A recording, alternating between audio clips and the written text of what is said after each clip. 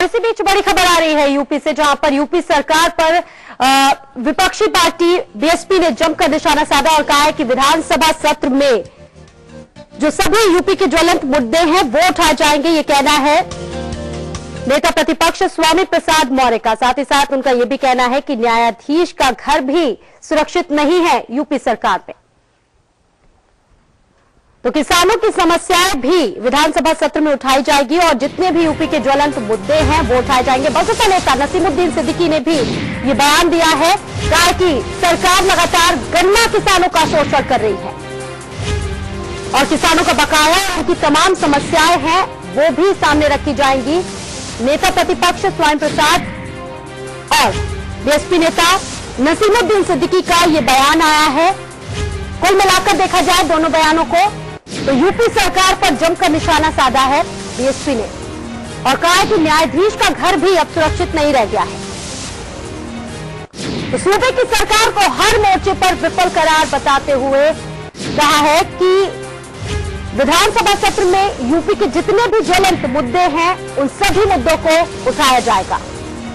सरकार की मिलीभगत से जहरीली शराब का कारोबार फैलता जा रहा है। गंगा घाट पे जितनी मौतें हुई उन तमाम मुद्दों को इस बार विधानसभा सत्र में उठाया जाएगा। तो नेता प्रतिपक्ष स्वामी प्रसाद मौर्य का ये बयान आया है और कहा है कि प्रदेश हत्या, लूट, बलात्कार की घटनाएं लगातार रोज हो रही है।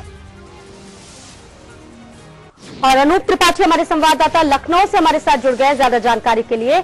अनूप, एक बार फिर से निशाना साधा है स्वामी प्रसाद मौर्य ने सपा सरकार पर, क्या है पूरा मामला? हाँ जी, बिल्कुल बताना चाहूंगा स्वाति कि दिल्ली में जो विधानसभा चुनाव के बाद जो रिजल्ट आए थे उसमें भाजपा ही नहीं कांग्रेस के साथ साथ बहुजन समाज पार्टी को भी करारी हार का सामना करना पड़ा है। कोई सीट नहीं मिली थी। इससे पहले झारखंड और लोकसभा चुनाव में भी बहुजन समाज पार्टी साफ हो चुकी है। अब विधानसभा सत्र होने वाला है। अभी चुनाव से पहले इनको हार मिली थी, तो अब ये एक खास मौका है बहुजन समाज पार्टी के लिए कि वो जो जनता की समस्याएं हैं, खास करके उत्तर प्रदेश के लोगों की, किसानों की, आम आदमियों की, तो वो समस्याएं विधानसभा सत्र में उठाएं, सरकार से संघर्ष करें और जनता के बीच अपनी फाइट बनाएं। खास करके उत्तर प्रदेश और राजधानी के जो समस्याएं हैं उनको उठाएं, जनता तक पहुंचें।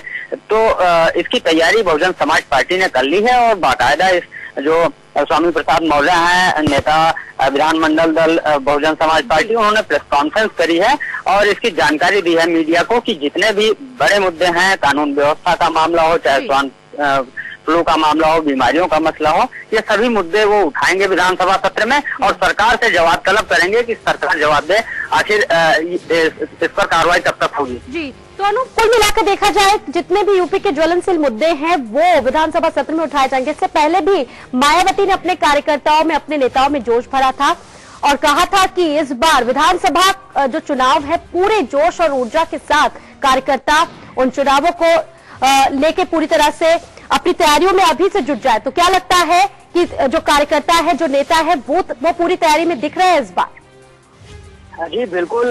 मायावती के पास अब सबसे जो बड़ा सवाल है या फिर कहिए मजबूरी है कि उत्तर प्रदेश में जो उनकी जमीन है, जिस तरह से उनको लगातार हार मिल रही है, तो अपनी जमीन बचाएं और अपनी पैठ बनाएं ताकि वो अगला जो चुनाव होना है 2017 में उसमें वो दोबारा आ सकें, सरकार बनाने के करीब आ सके या फिर सरकार बनाने की स्थिति में आ सके।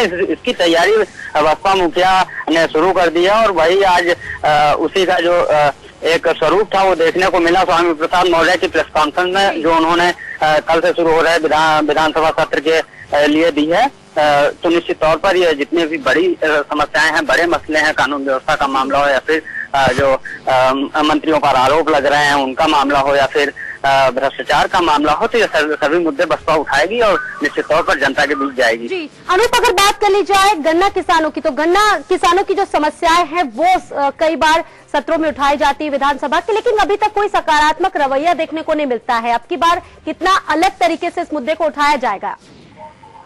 देखिए, इसकी तैयारी बहुजन समाज पार्टी ने, भाजपा, कांग्रेस और जो राष्ट्रीय लोकदल है करीब करीब तय कर रखी है कि विधानसभा सत्र में वो गन्ना किसानों की समस्याएं उठाएंगे। जो चीनी मिलों का रवैया है किसानों को लेकर या फिर जो सरकार पर अभी बकाया है गन्ना किसानों का, पिछला बकाया है करोड़ों रुपए, वो अभी तक भुगतान नहीं हो पाया है। तो ये सभी मुद्दे जो है प्रमुखता से उठाए जाएंगे। साथ ही इस बार जो नई गन्ना नीति की घोषणा सरकार ने की है उसमें कोई भी गन्ना मूल्य बढ़ाया नहीं गया है, जो सीरा है उसका मूल्य नहीं बढ़ाया गया है। तो ये गन्ना किसानों में भी इसका रोष है और इसका बेनिफिट लेने का प्रयास हर पार्टी करेगी, चाहे वो बहुजन समाज पार्टी हो, कांग्रेस हो, भाजपा हो या फिर आरएलडी हो। तो ये साफ है कि इस बार के विधानसभा सत्र में गन्ना किसानों की समस्याएं प्रमुख रूप से उठाई जाएंगी और इस पर एक बहस होने की उम्मीद है।